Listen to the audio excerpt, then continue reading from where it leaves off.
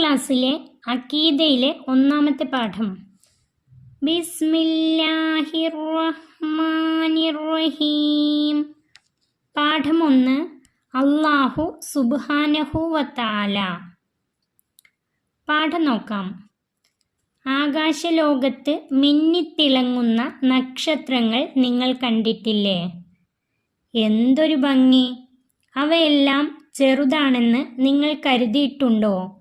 ഭൂമിയേക്കാൾ എത്രയോ വലിയ ഭീമാകാരമായ ഗോളങ്ങളാണ് ഓരോ നക്ഷത്രവും. ആകാശലോകത്ത് മിന്നിത്തിളങ്ങുന്ന ആ നക്ഷത്രങ്ങൾ ഭൂമിയേക്കാൾ എത്രയോ വലിയ ഗോളങ്ങളാണ്. കോടാനുകോടി നക്ഷത്രങ്ങൾ തട്ടാതെ മുട്ടാതെ ശൂന്യാകാശത്ത് നീന്തി തുടിച്ചുകൊണ്ടിരിക്കുന്നു. ശൂന്യാകാശത്ത് കോടാനുകോടി നക്ഷത്രങ്ങളുണ്ട്. അവ തട്ടുകയോ മുട്ടുകയോ ചെയ്യാതെ സഞ്ചരിച്ചു കൊണ്ടിരിക്കുന്നു. പരിശുദ്ധ ഖുർആൻ പറയുന്നത് നോക്കൂ. വകുല്ലുൻ ഫീ ഫലകി യസ്ബഹൂൻ. എല്ലാ ഗോളങ്ങളും അതിൻ്റെ ഭ്രമണപഥത്തിൽ നീന്തിക്കൊണ്ടിരിക്കുന്നു. വകുല്ലുൻ ഫീ ഫലകിൻ യസ്ബഹൂൻ എന്നതിൻ്റെ അർത്ഥം എല്ലാ ഗോളങ്ങളും അതിൻ്റെ ഭ്രമണപഥത്തിൽ നീന്തിക്കൊണ്ടിരിക്കുന്നു. സൂറത്തു യാസീനിലെ 40-ാമത്തെ ആയത്താണിത്. വാഹനങ്ങൾ ഒഴുകി നടക്കുന്ന സുന്ദരമായ റോഡുകൾ നിങ്ങൾ ശ്രദ്ധിച്ചിട്ടില്ലേ? കപ്പലുകൾ സഞ്ചരിക്കുന്ന പാതകൾ സമുദ്രത്തിലുണ്ട്. വിമാനങ്ങൾക്ക് സഞ്ചരിക്കാൻ വ്യോമയാന മാർഗങ്ങളും മനുഷ്യൻ നിർമ്മിച്ചിരിക്കുന്നു. വാഹനങ്ങൾക്കും കപ്പലുകൾക്കും വിമാനങ്ങൾക്കും സഞ്ചരിക്കാൻ പാതകളുണ്ട്. ആധുനിക ഉപകരണങ്ങളുടെ പിൻബലത്തോടെ നിരന്തരം നിരീക്ഷണം നടത്തിയിട്ടും കപ്പലുകൾ കൂട്ടിമുട്ടുന്നു, വിമാനങ്ങൾ അപ്രത്യക്ഷമാകുന്നു, റോഡ് അപകടങ്ങൾ നിത്യസംഭവങ്ങളാകുന്നു. റോഡ് അപകടങ്ങൾ ഉണ്ടാകുന്നു, വിമാനങ്ങൾ അപ്രത്യക്ഷമാകുന്നു, കപ്പലുകൾ കൂട്ടിമുട്ടുന്നു. എന്നാൽ സർവശക്തനായ അല്ലാഹു തആല നിശ്ചയിച്ച സഞ്ചാരപാതയിലൂടെ നീന്തിത്തുടിക്കുന്ന കോടാനുകോടി നക്ഷത്രങ്ങൾ മാത്രം ഒരപകടത്തിലും പെടുന്നില്ല. എന്തുകൊണ്ട്? സർവജ്ഞനായ അള്ളാഹുവിൻ്റെ നിയന്ത്രണം കൊണ്ട്. അല്ലാഹു തആല നിശ്ചയിച്ച സഞ്ചാരപാതയിലൂടെ നീന്തിത്തുടിക്കുന്ന കോടാനുകോടി നക്ഷത്രങ്ങൾ മാത്രം ഒരപകടത്തിലും പെടുന്നില്ല. എന്തുകൊണ്ടാണ്? സർവജ്ഞനായ അള്ളാഹുവിൻ്റെ നിയന്ത്രണം കൊണ്ട്. ഒരാളെയും ആശ്രയിക്കാതെ തീർത്തും സർവതന്ത്ര സ്വതന്ത്രമായി അനുനിമിഷം ഈ ലോകം മുഴുവൻ നിയന്ത്രിച്ചു കൊണ്ടിരിക്കുന്ന അള്ളാഹു എത്ര ഉന്നതൻ! ഒരാളെയും ആശ്രയിക്കാതെ തീർത്തും സർവതന്ത്ര സ്വതന്ത്രമായി ഈ ലോകം മുഴുവൻ നിയന്ത്രിച്ചു കൊണ്ടിരിക്കുന്ന അല്ലാഹു തആല എത്ര ഉന്നതനാണ്! നാം ജനിക്കുമ്പോൾ നമ്മുടെ വായിൽ പല്ലുകൾ ഇല്ല. പിന്നീട് അത് മുളക്കുന്നു. നിശ്ചിത വലിപ്പമായാൽ വളർച്ച നിൽക്കുന്നു. പല്ലുകൾ മുളക്കുന്നു, എന്നാൽ നിശ്ചിത വലിപ്പമായാൽ വളർച്ച നിൽക്കുന്നു. ഇല്ലെങ്കിൽ എന്തു സംഭവിക്കും? ഒന്ന് ആലോചിച്ചു നോക്കൂ. ചെറിയ വായിൽ പുറത്തേക്ക് തള്ളി നിൽക്കുന്ന വലിയ പല്ലുകൾ ഊഹിക്കാൻ പോലും കഴിയുന്നില്ല.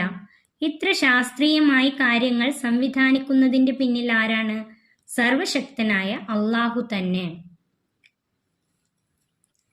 നമുക്ക് ഊർജവും പ്രകാശവും നൽകുന്ന സൂര്യനില്ലേ? അത് നമ്മോട് അടുത്തു സ്ഥാപിക്കപ്പെട്ടിരുന്നെങ്കിൽ ചൂടിൻ്റെ കാഠിന്യം കൊണ്ട് നാം ഒക്കെ കത്തിച്ചാമ്പലാകുമായിരുന്നു. നമുക്ക് ഊർജവും പ്രകാശവും നൽകുന്ന സൂര്യൻ നമ്മോട് അടുത്താണ് സ്ഥാപിക്കപ്പെട്ടിരുന്നതെങ്കിൽ ചൂടിൻ്റെ കാഠിന്യം കൊണ്ട് നാം ഒക്കെ കത്തിച്ചാമ്പലാകുമായിരുന്നു.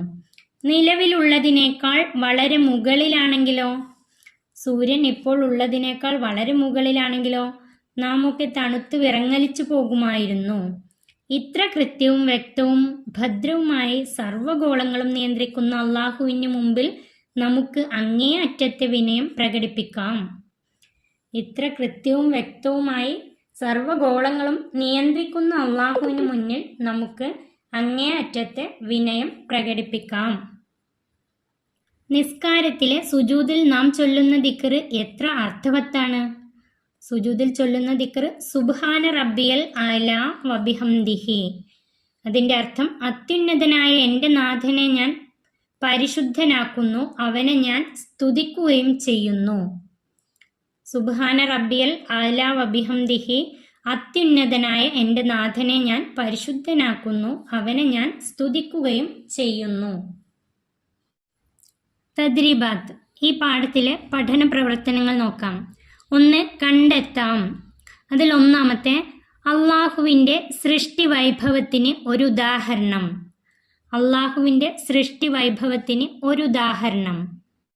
അതിൻ്റെ ഉത്തരം, കോടാനുകോടി നക്ഷത്രങ്ങൾ തട്ടാതെ മുട്ടാതെ ശൂന്യാകാശത്ത് നീന്തി തുടിച്ചുകൊണ്ടിരിക്കുന്നു.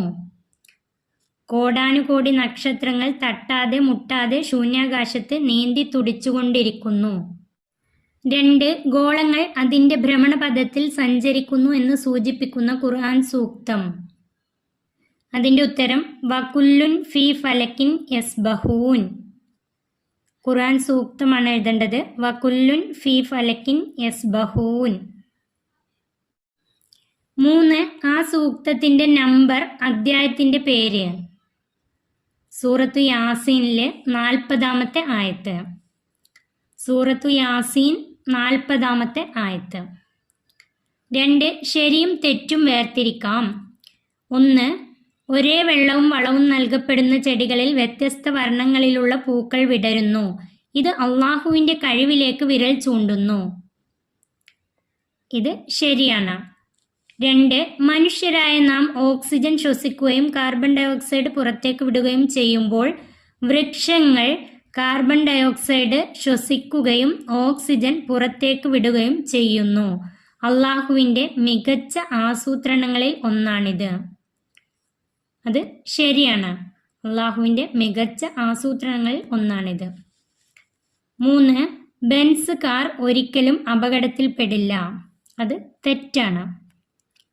3. ആശയം എഴുതാം. അതിലൊന്ന്, സുബ്ഹാന റബ്ബിയൽ ആല വബിഹംദിഹി. സുബ്ഹാന റബ്ബിയൽ ആല വബിഹംദിഹി.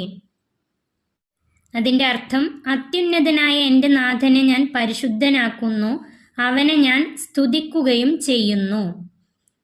അതിൻ്റെ ഉത്തരം എഴുതേണ്ടത്, അത്യുന്നതനായ എൻ്റെ നാഥനെ ഞാൻ പരിശുദ്ധനാക്കുന്നു, അവനെ ഞാൻ സ്തുതിക്കുകയും ചെയ്യുന്നു. അതിൽ 2, വകുല്ലുൻ ഫീ ഫലക്കിൻ യസ്ബഹൂൻ. അതിൻ്റെ ഉത്തരം, എല്ലാ ഗോളങ്ങളും അതിൻ്റെ ഭ്രമണപഥത്തിൽ നീന്തിക്കൊണ്ടിരിക്കുന്നു. എല്ലാ ഗോളങ്ങളും അതിൻ്റെ ഭ്രമണപഥത്തിൽ നീന്തിക്കൊണ്ടിരിക്കുന്നു. 4. അള്ളാഹുവിൻ്റെ സൃഷ്ടി വൈഭവത്തിലേക്ക് വിരൽ ചൂണ്ടുന്ന എന്തെല്ലാം കാര്യങ്ങൾ നമ്മുടെ ശരീരത്തിലുണ്ട്? അതിൽ ഒരെണ്ണം പാഠഭാഗത്ത് പരാമർശിച്ചിട്ടുണ്ട്. ചർച്ച ചെയ്ത് കൂടുതൽ എണ്ണം കണ്ടെത്താം. പാഠഭാഗത്ത് പരാമർശിച്ചിട്ടുള്ളത് പല്ലിനെ കുറിച്ചാണ്. പല്ല്, മനുഷ്യൻ ജനിക്കുമ്പോൾ നമുക്ക് പല്ലുണ്ടാവുകയില്ല, അതിനുശേഷം പല്ല് മുളക്കുന്നു. എന്നാൽ അതൊരു നിശ്ചിത വലിപ്പം എത്തുമ്പോൾ അതിൻ്റെ വളർച്ച നിൽക്കുന്നു. ഇതുപോലെ തന്നെയാണ് ശരീരത്തിൻ്റെ എല്ലാ ഭാഗങ്ങളും. മനുഷ്യൻ്റെ കൈ, കാല്, കണ്ണ്, ചെവി, മൂക്ക്, ഇതെല്ലാം തന്നെ ഒരു നിശ്ചിത വലിപ്പം എത്തുമ്പോൾ അതിൻ്റെ വളർച്ച നിൽക്കുന്നു. അള്ളാഹുവിൻ്റെ സൃഷ്ടി വൈഭവത്തിലേക്ക് വിരൽ ചൂണ്ടുന്നതാണ് എല്ലാ കാര്യങ്ങളും, മനുഷ്യ ശരീരത്തിലുള്ള എല്ലാ കാര്യങ്ങളും. ഈ പാഠം ഇവിടെ അവസാനിക്കുന്നു. 5ാം ക്ലാസ്സിലെ പ്രിയപ്പെട്ട കുട്ടികൾക്ക് വീഡിയോ ഉപകാരപ്പെട്ടാൽ ചാനൽ സബ്സ്ക്രൈബ് ചെയ്യാനും ലൈക്ക് ചെയ്യാനും മറക്കല്ലേ.